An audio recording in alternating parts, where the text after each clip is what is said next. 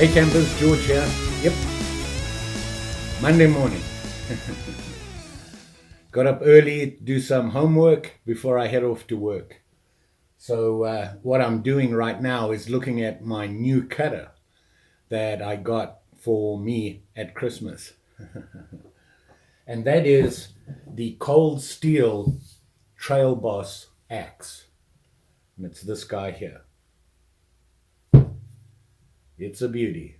I've been looking at axes. I've seen a number of videos, the experts using the axes and everything like that when they're going camping and that sort of thing. And I always wondered if it would work for me. I wanted to set myself a challenge. Once I decided I wanted to get an axe, I decided I need to set myself a challenge and see if I can actually do it. Is it something I can use, or is it just for the experts, the real bushcrafters out there? As you know, I'm a novice. I'm learning as I go, and I've been doing a lot of reading on axes, and it was interesting reading to see where they came from, the hundreds of different styles of axes, and learning just in general about axes. This is a picture I got online on Pinterest, and gave me a description of axes so that I actually knew what I was dealing with. I was looking for a picture that would tell me all about axes. Just tell me the anatomy of an axe. What is this? What is this? What are these things? What type of handle is this? Does it make a difference? The different heads.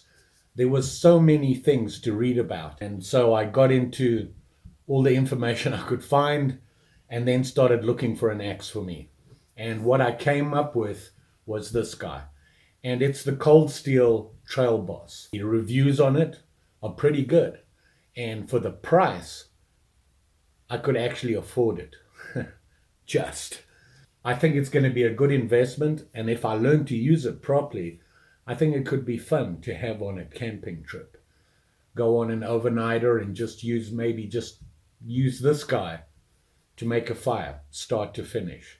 Processing wood and getting it ready for a fire. And see if I can even start a fire with it using a ferro rod or whatever. But those are the things I've been thinking about. So while I was doing this and looking at it, I thought I'd share it with you. And as you saw in the beginning, I gave you the specs on it.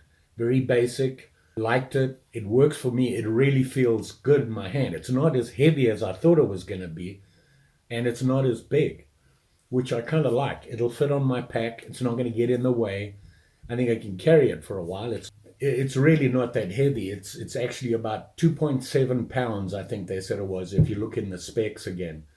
And it is an English style head. And the handle is basically a straight handle, hickory. It does say genuine hickory on here. I don't know if you can see that. Let me find it right there. It's kind of hard to see, but it says genuine hickory.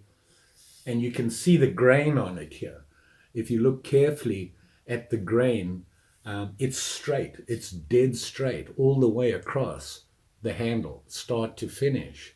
And if you look in the bottom, you can see how the grain is. Having read up on that, that's a good thing. It certainly makes it a lot stronger, and hickory is very popular. The other thing to look at is how well it fits in the head. Is there any gaps here? And it's a nice tight fit. It did come from the factory, pretty sharp. I did touch it up a little, and I want to put it to some use. I have done a little bit of chopping with it and played around a little bit. One of the things I was looking at was, could I feather? And apparently you can. It just takes practice. And that's what I need to do. And it is made in Taiwan, not China, Taiwan. And looking at it so far, I'm impressed. I'm liking this. And I can see that this would certainly be fun to have on a trip and to use it to process some wood. As you know, in the past, I've always used my Knives of Alaska bush camp knife and to process wood. And when you go to a county park or a state park, you have to buy the wood locally and they come in big pieces, and it's a little hard to process with a knife, banging away all the time on it. And I thought, maybe this would work better. I need to practice with it, so I'm going to go outside and do some dirt time with it. Let's see what happens.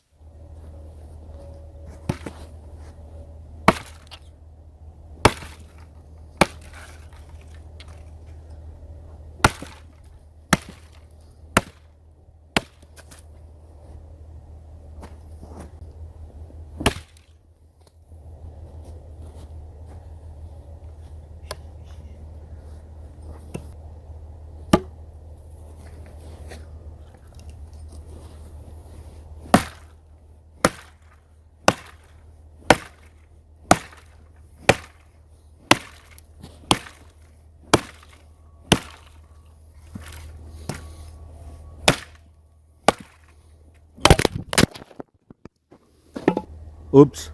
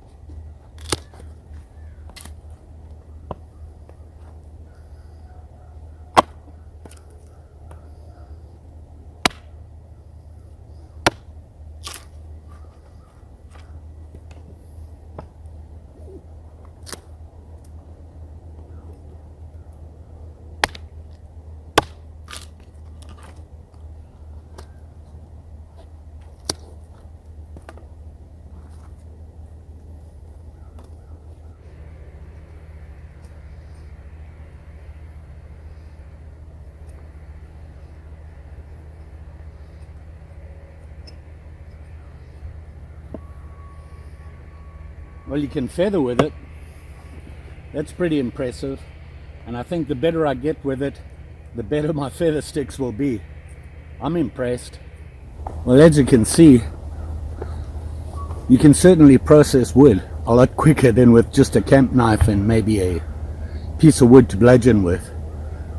This is definitely something I need to learn and practice. I think it'll make life a lot easier out there when you're processing wood for your fire. It's quick. So there you go, campers. Some quick dirt time. As you saw in the video before, always wear gloves, safety glasses. When you're chopping wood, there's a lot of things flying around and accidents can happen. And one thing about axes, they're sharp, they're heavy, and they can be dangerous. I learned that today. One thing you definitely need is something to protect yourself from this sharp edge. It came from the factory pretty sharp. I just touched it up a little bit, not a lot. It did come with this, which fits right over there, the front of your blade. The problem is, it's already gone through it. That's how sharp the blade is. It doesn't take a lot, so I'm going to have to get one of those leather covers to protect me and my blade. And I certainly need it. So with all that reading up and everything that I did, some of the things that I've learned, the anatomy of an axe. So this is the bit or the cutting edge of the axe. This is the toe of the bit, and this down here is the heel of the bit. This part here is called the pole or the butt of the axe. Where the handle fits into the actual axe is called the eye of the axe head, and that slides in. And if you look carefully here, maybe you can see it here. Interestingly enough about this one is they have two wedges in here to hold it. which makes it really tough. And you can see it's nice and tight there. This part of the handle is called the shoulder.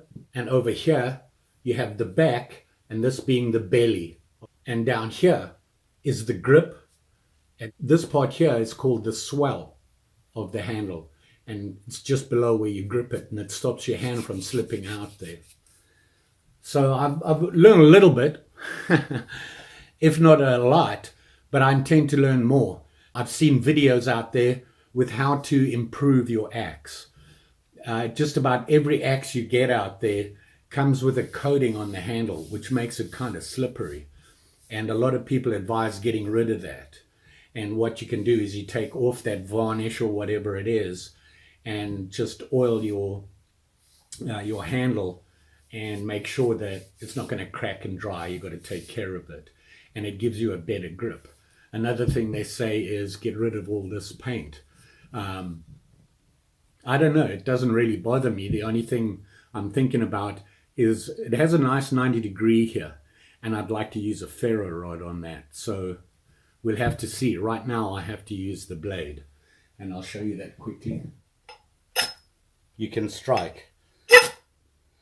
It's not perfect, but you can get something out of it. So I'm going to see if I can actually process wood, get it all into the sizes that I need it, make the feathers and everything, and start a fire. Just using an axe and a ferro rod. But that's another story. So there you are, campers. My new cutter. The Cold Steel Trail Boss. 27-inch. I believe it's called a camping axe. Although some of the names are a little confusing. Don't forget, like, share, subscribe. You know the story. And I'm pretty sure I'll be back, hopefully, with some more videos, which will include this guy. Thanks for watching.